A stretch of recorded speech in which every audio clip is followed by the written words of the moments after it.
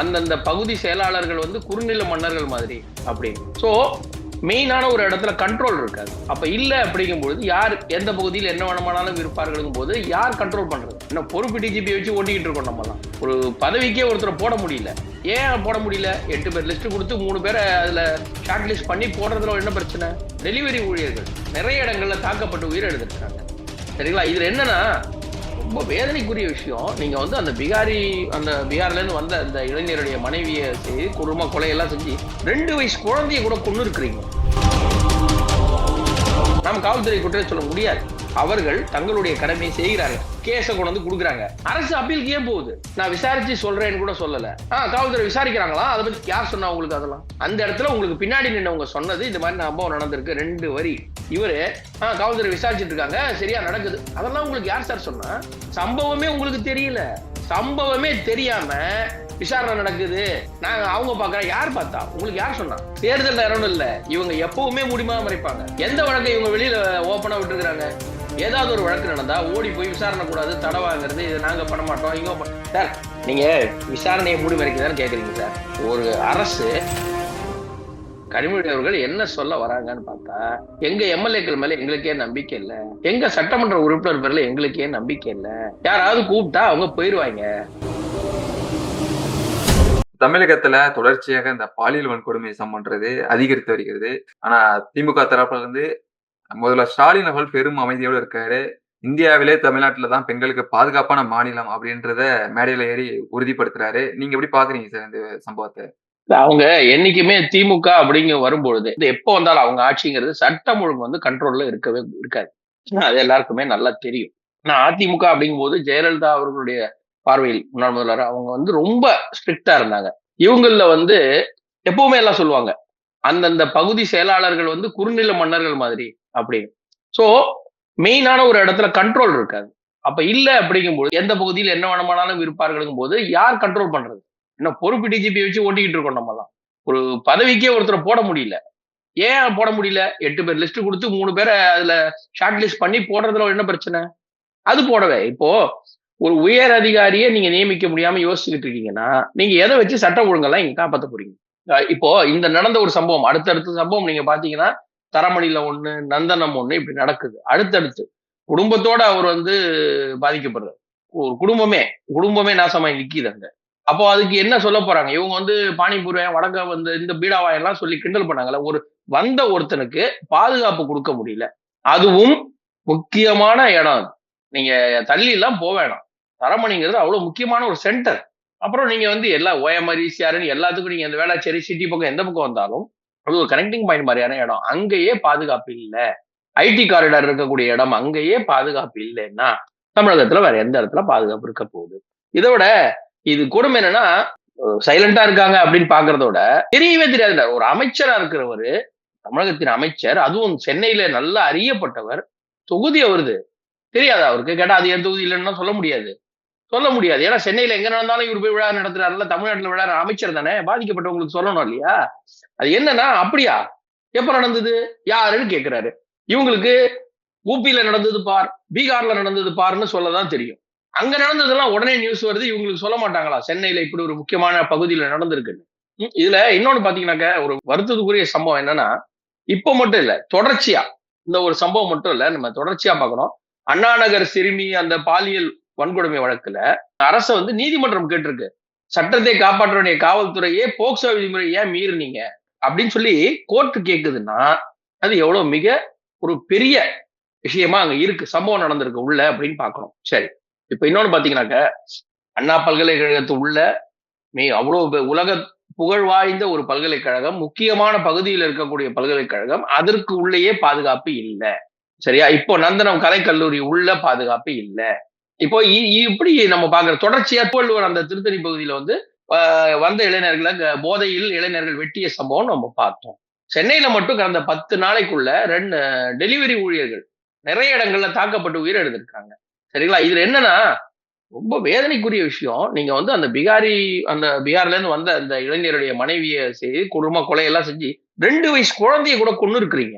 ஈவிரக்க அந்த குழந்தைய கூட கொன்னுட்டு போயிருக்கிறீங்கன்னா எப்படி இருக்கும்? இப்போ இதுல நீங்க கொஞ்சம் முன்னாடி பாருங்க. இப்போ இந்த ஒரு என்ன சொல்றாங்க தெரியுங்களா? இந்த பெண் மேலதான் தப்பு. நான் காலையில ஒரு சமூக ஊடகங்கள்ல ஒண்ணு பார்த்தேன். இது வரைக்கும் அந்த கல்லூரி வளாகத்துல இந்த மாதிரி தவறு நடந்தது இல்லை. அப்படியானால் அந்த பெண் தான் இதற்கு தூண்டி இருக்கிறார் அவர்கள். எப்படி மனசாட்சி இல்லாம பேசுறாங்க இவங்கங்கிறது எனக்கு புரியல. இதுல ஒரு விஷயம் நான் சொல்ல விரும்புறேன். 21/1/2025 புளியந்தோப்புல 60 வயது மூதாட்டிக்கு பாலியல் தொல்லை கொடுத்தாங்க. 60 வயது. நீங்க ஒண்ணு சின்ன பொண்ணு இல்ல. 60 வயசு.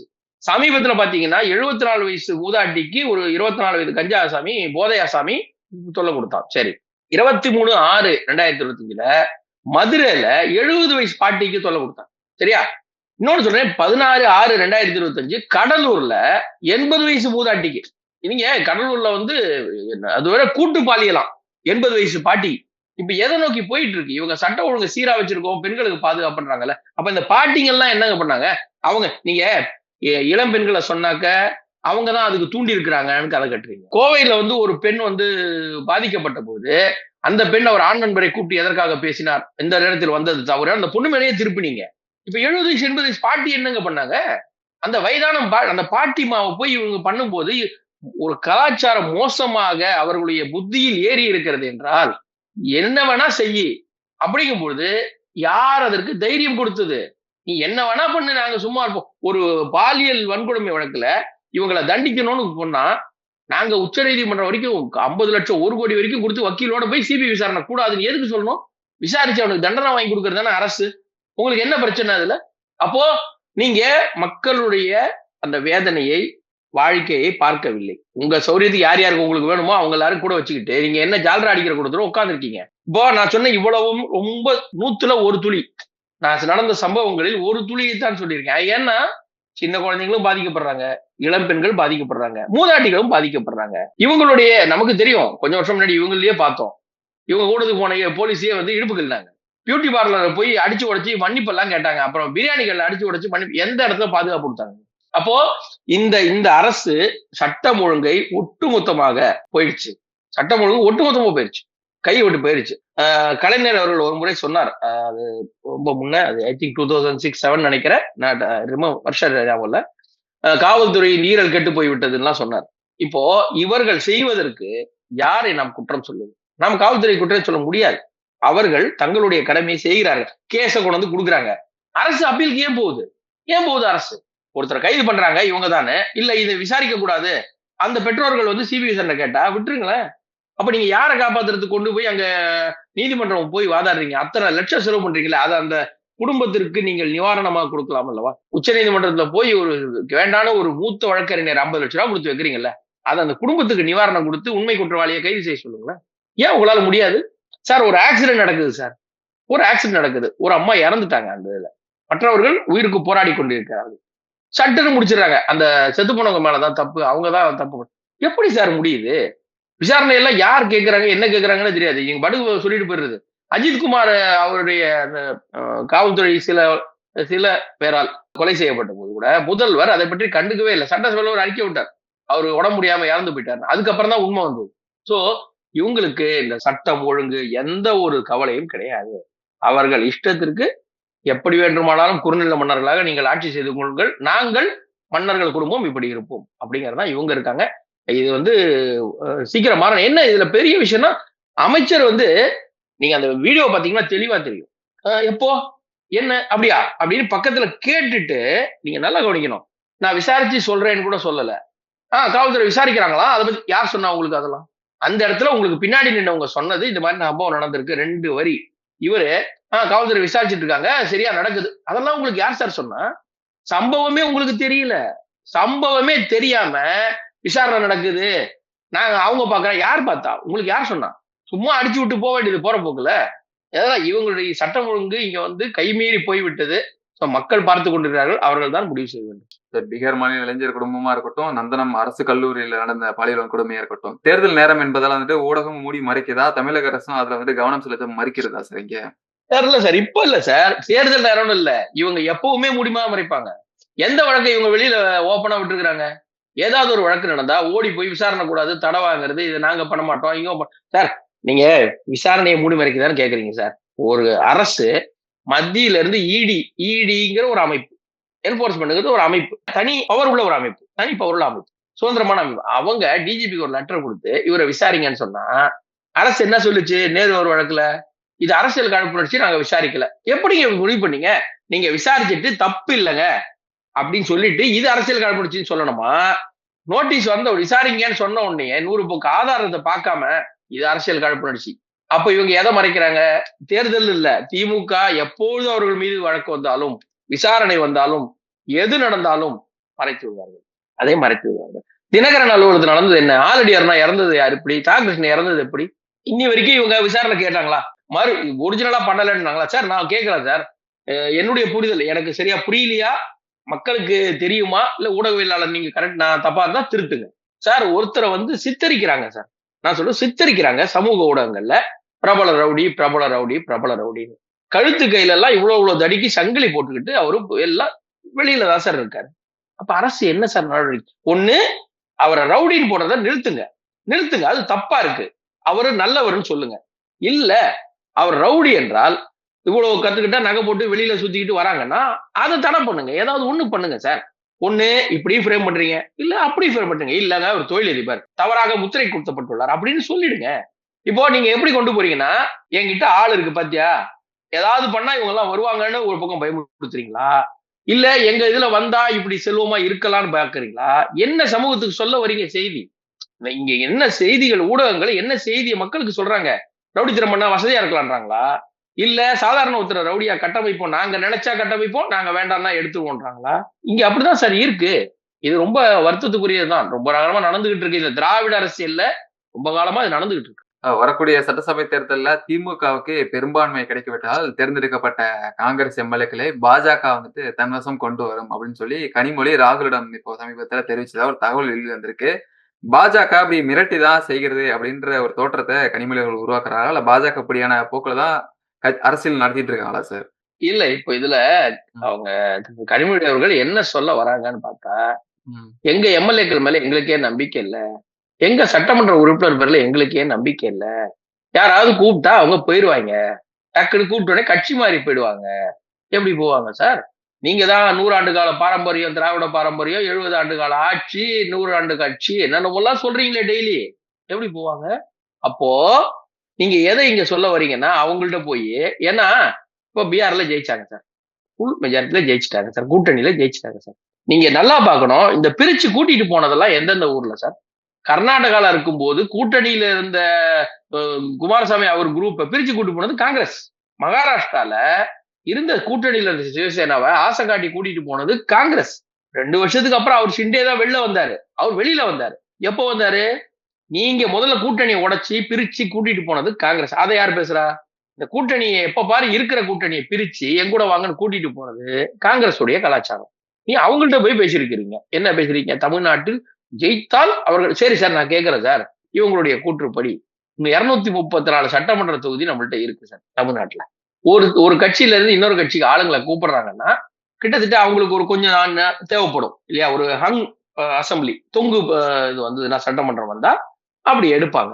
அப்போ திருமதி கனிமொழி அவர்கள் பேசினார் என்று ஊடகங்கள் சொல்கின்ற அந்த செய்தியை அடிப்படையில் வைத்து பார்த்தால் அதிமுக பாஜக கிட்டத்தட்ட ஆட்சி அமைப்பதற்கு தேவையான அளவுக்கு கிட்டத்தட்ட வந்து விடுவார்கள். இவங்கள்ட்ட கம்மியா இருக்கிற ஆளை இங்க தூக்கிட்டு போயிருவாங்க அப்படின்னு ஒத்துக்கிறாங்களா? அப்போ எதிர்கட்சி என்டிஏ கூட்டணி வலிமையா இருக்குன்னு ஒத்துக்கிறாங்களா? ஒத்துக்கிறாங்க சார். நான் கேட்கிறேன் சார், அவங்க நெருங்க கூட முடியாது. நேத்து கூட முதல்வர் அவர்கள் சொன்னார், இப்போ வச்சாலும் நாங்க தான் ஜெயிப்போம், இப்ப தேர்தல் வச்சாலும் நாங்க தான் ஜெயிப்போம்னார்ல சார்.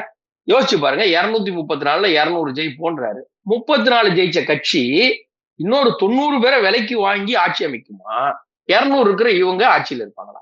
இது எவ்வளவு கேனத்தனமான ஒரு இதுவா இருக்கு. அப்படின்னா நீங்க ஒத்துக்குங்க, அதிமுக கிட்டத்தட்ட வெற்றிக்கு அருகில் உள்ளது தற்போதைய நிலைமையில். அவங்களுக்கு கொஞ்சம் தான் தேவைப்படும், இங்க இருந்து எடுத்துருவாங்க பாஜக அப்படின்னா அதிமுக வலுவா இருக்கு, நாங்க ரொம்ப மோசமான நிலைமையில இருக்கோம், என் கட்சிக்காரங்களே நாங்க நம்பல, ஓடிடுவாங்க, இதான சொல்ல வரீங்க? இதுவே அதிமுக வெற்றி தானே சார்? இதுவே அதிமுக வெற்றி தானே? அப்புறம் இவங்க என்ன பேசணும்? சொல்ல வேண்டிய அவசியமே இல்லையே. சோ இது இவங்க சொல்றது ரொம்ப பைத்தியம். அதாவது பாஜக என்றால் இப்படித்தானே முத்திர குத்தி பேசுறதுக்கோ இது இவங்க ரெடி பண்றாங்க. ஒண்ணு. மற்றது, அவங்களுக்கு தெரியுது கட்சியிலேயே நிறைய பேர் அதிருப்தியில இருக்கிறாங்க, ஏதாவது ஏடாகுடமா பிரிஞ்சு இப்போ ஷிண்டே அவர்கள் மாதிரி இங்க வந்து தமிழ்நாட்டுல ரெண்டா உடையறதுக்கான வாய்ப்பு இருக்கிறது. அப்ப அதை வந்து பாஜக மேல ஃபியூச்சர்ல நடந்தா பழி போட்டுடலாம் அப்படிங்கிற ஒரு ஐடியால இவங்க ரெடி பண்றாங்க. வேற ஒண்ணும் கிடையாது. இப்போ இவ்வளவு நாள் வந்துட்டு எடப்பாடி பழனிசாமி அவர்கள் விஜய் அவர்களை விமர்சிக்காம இருந்தாங்க. தங்களுடைய கட்சி தலைவர்களும் விமர்சிக்க கூடாது அப்படின்ற ஒரு அறிவுறுத்தலாம் வந்துச்சு. ஆனா இப்போ நேரடியாக பொதுவெளியில் வந்துட்டு விஜய் சரமாரியாக கேள்விலாம் எழுப்பியிருக்காரு. 41 பேர் உயிரிழந்தப்போ என்ன பண்ணிட்டு இருந்தாரு அப்படின்ற மாதிரி கேள்விலாம் வச்சிருக்காரு. கூட்டணிக்கு வரவில்லை என்பதால இந்த விமர்சனமால எதற்காக இப்படி பண்றாரு? இல்ல கூட்டணிக்கு வரவில்லை என்பதால் அப்படின்னு பார்க்கல. அவர் வீட்டை விட்டு வெளியில வரல. அவர் வந்தா தானே அவர்கிட்ட பேசுறதுக்கு. இப்பதான் வராரு. எடப்பாடி கேள்வி கேட்கிறார். சார், நீங்க சீமான் அவர்களைப் போல் தினமும் பத்திரிகையாளர்களை சந்திச்சுட்டு, ஒரு எடப்பாடி அவர்களைப் போல், அண்ணாமலை அவர்களைப் போல், நயினார் அவர்களைப் போல் நீங்க டெய்லி பத்திரிகையாளர்லாம் சந்திச்சுட்டு இருந்தீங்கன்னா, அன்னைக்கே கேட்டிருப்பாங்க. விஜய் ரொம்ப நாளைக்கு அப்புறம் வந்து ஒரு கூட்டம் பேசிட்டு போயிட்டார். திருப்பி வந்து இந்த கூட்டத்துல வந்து விசில் சின்னம்லாம் பேசுறாரு. இப்பதான் அவர் வந்து அதிமுக இப்படி அப்படி அதெல்லாம் பேசுறாரு. ஊழல் கட்சிலாம். அந்த ஊழல் ஆட்சியில பங்கு இருந்த செங்கோட்டையனை நீங்க எதுக்கு கூப்பிட்டீங்க? எதுக்கு கூப்பிட்டீங்க? அப்ப இப்பதானே இவருக்கான இடம் வருகிறது. இது வரைக்கும் என்ன சொன்னாரு? திமுக அப்படி இப்படி எல்லாம் பேசினாரு. இப்பதான் அவருக்கு அந்த நேரம் வந்திருக்கு. அதனால கேள்வி கேட்கிறார். கரெக்டான நேரத்துல இப்பதான் இன்னொன்னு எடப்பாடி அவர்களோட ஸ்ட்ராட்டஜி எப்படி இருக்கு? அவர் இது நாள் வரைக்கும் அமைதியா இருந்தார். யாரை பத்தி எங்கேயுமே பேசல. அவரு டிடிவி கூட வர முடியாது, சேர்க்க முடியாதுன்னாரு. ஓபிஎஸ் சேர்க்க முடியாதுன்னாரு. நல்லா பாருங்க.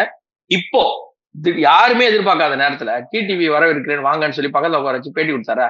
அது வந்து யாரும் எதிர்பார்க்காத ஒரு மூவ். ஏன்னா வந்து வரமாட்டாங்க, அவர் தாவேக்காக்கு போயிடுவாரு அப்படின்லாம் எல்லாம் சொல்லும் போதும் அமைதியா இருந்துகிட்டு டக்குன்னு ஒரு வேலை பார்த்தாரு பார்த்தீங்களா?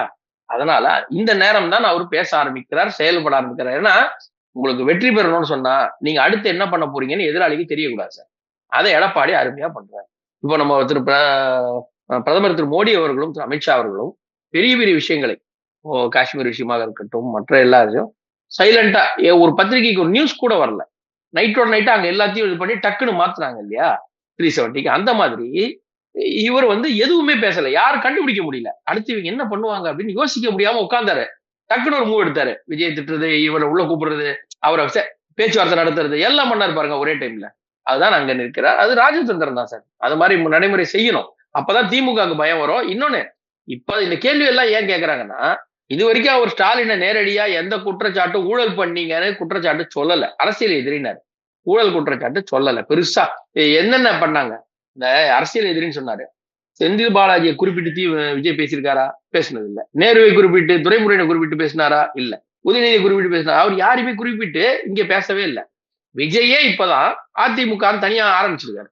அதனால இப்ப இவர் பதில் சொல்றாரு. இப்ப இவரு தனிப்பட்ட முறையில திமுக திட்டுட்டுமே ஒருத்தரையும் இந்த ஊழல் ஊழல் ஊழல் அப்ப அவங்க ஆரம்பிப்பாங்க.